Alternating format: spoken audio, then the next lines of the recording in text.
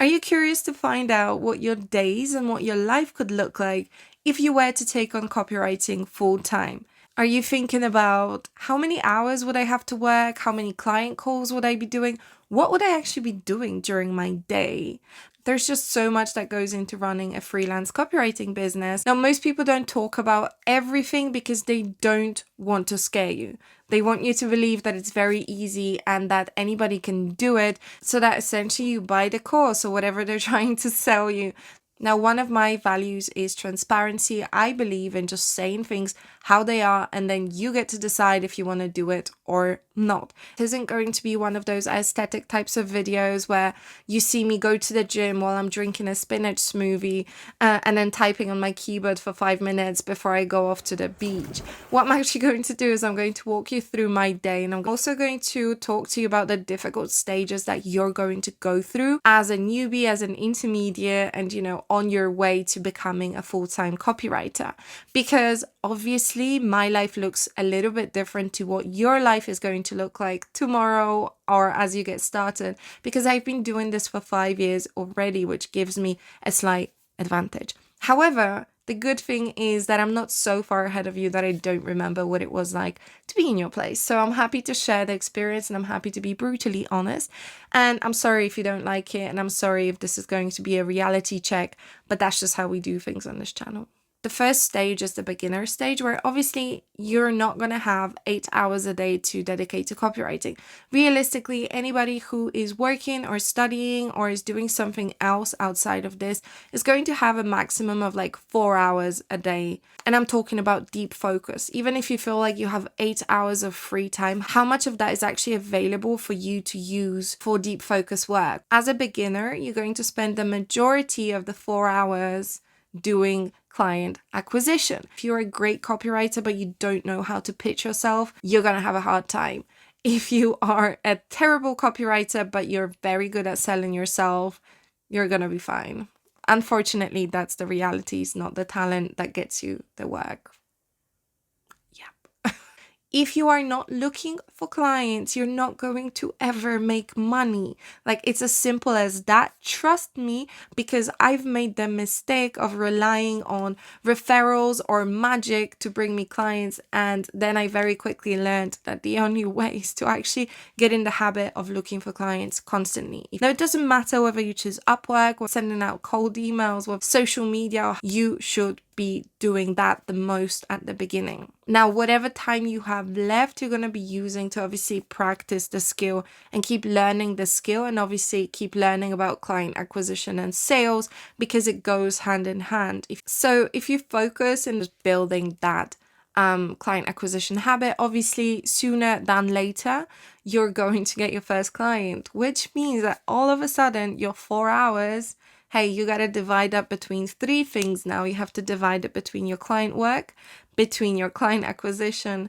and between learning and becoming better at running the business and also copywriting. Your first few projects, of course, you're going to get stressed out and you're probably going to prioritize that. So probably your 4 hours will look like 3.5 hours of doing client work and half an hour of pretending to do client acquisition. Listen, we've all been there, okay? No shame. But the reality of that hit when the project finishes or that client drops you, and all of a sudden you're left with nobody in the pipeline and you have to kind of go back into client acquisition. There's like a period of waiting for your next client.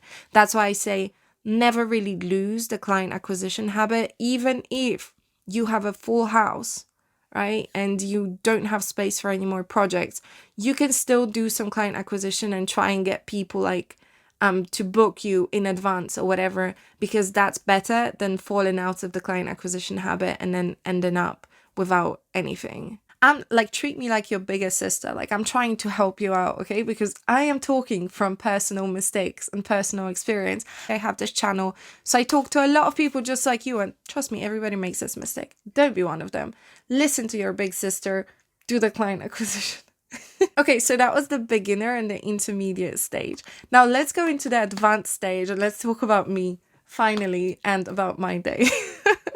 So when you move into freelancing full time, what happens is essentially you have a lot more time. All of a sudden, you're not spending 8 hours plus on your actual job. Your job is now copywriting. This means that you can do three things, okay? You have three choices. Number one is waste the additional time that you have by being unproductive, okay? That's a popular choice. Number two is to use the additional time that you have to live your life. And number three is use the additional time to grow and make more money. Now, what are the differences? Number one is the most popular choice. You don't grow, you don't enjoy your life. You just stay stuck in your home office, stressing about projects and wasting most of your time because you don't want to discipline yourself enough to get your work finished in the same amount of time that you used to get it finished in. The second option, enjoying your life, is what I chose personally. I didn't care about growing and making a lot of money. What I cared about is traveling, spending time outdoors, roller skating, I don't know, just stuff that I like to do, reading, whatever. And the third route is to grow. You will have an additional 8 hours, and guess what? You can put that into launching a business, into getting more clients, into getting more work, into hiring other copywriters underneath you.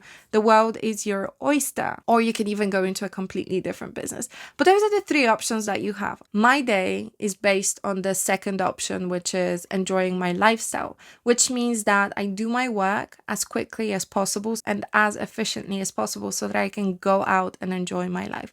Now, of course, I could take more work on, which would mean that my day would be longer. And I've been through phases where I worked for even 12 hours a day. And that's okay if you want to build, if you want to make more money. Now, I've also been through phases where I didn't have more money, but I was working more because I couldn't be productive. So my day looked completely different, where again, I would be working 10 to 12 hours, but they were not focused hours. They were not productive hours. Okay. So make your choices, be wise, and always keep your goal in mind. Right now, my goal is to enjoy my life. So I'm not necessarily looking for huge growth. What I'm looking for is to maintain my lifestyle. And at the same time, I'm looking to be most efficient and productive with my time. So what I do is I divide my day into 4 parts. Part 1 is client acquisition, part 2 is client work, part 3 is learning, and part 4 is meetings and calls. Now, I also have like my own personal projects. So some days I will focus just on recording videos or whatever. But as a copywriter, my day is divided into the 4 parts. So normally when I start my day, I start with client work because that's when I'm most focused. Like that's when I'm able to get the most creative ideas, etc. You might be the other way around. You might be the kind of person that feels mostly focused at night. Then obviously you should arrange your day so that it suits you. Then I do client acquisition because I'm still quite sharp. Then in the afternoon or in the evening, I do my client calls. Now, I just prefer to have them in the evening. It works best for me. And then towards the end of the day, I do my learning. So that could be reading a book or watching a course or whatever. And then that's kind of how my day goes. Now, some days I'm going to have more client work or less client work. Some days I'm going to have like 2 or 3 calls and other days I'm not going to have a call at all. Now, if I'm not working with a lot of clients at the same time, which means that actually I don't do a lot of calls. Even if I'm just doing like an updating call with a client, it could be bi-weekly, which means that essentially it's an hour every 2 weeks, which means that most days I don't have calls.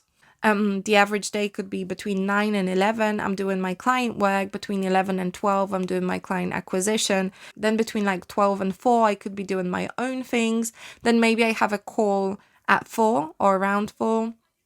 And then, in the evening, as and when, I would do some learning. But obviously, this is flexible. Like, if I don't have a call and I'm just heading out to the beach, I'm just going to take my book with me and read from the beach. And that's my learning. And I'm combining it with my lifestyle, which works. And that's kind of how it goes. Like every day is like that. And it just becomes like any other job. Now, obviously, the advantage we have is that we can choose our hours. So If I need to travel, I can take the day off easily and I can just catch up on the work the next day. If, for example, I have an event to attend, same thing, I can just move my work around. If I want to take on a personal project, I can always find time for it. And the same goes with, the control over how much we work. Because if I need more money, then I can just take on more clients and I can make the extra money. If I'm not concerned with making extra money because I'm comfortable, then obviously I don't need to take on as much work and I'm just doing, as much as I want to, really. So those are the advantages, but other than that, like, it's no different to any other work. You still want to be productive, you still want to be working every day, you still want to be putting in solid hours, because that's how the world works. And trust me, like, I went through a phase of just chilling on the beach. I would do like 2 hours of work a day and I was fine. I didn't need anything else.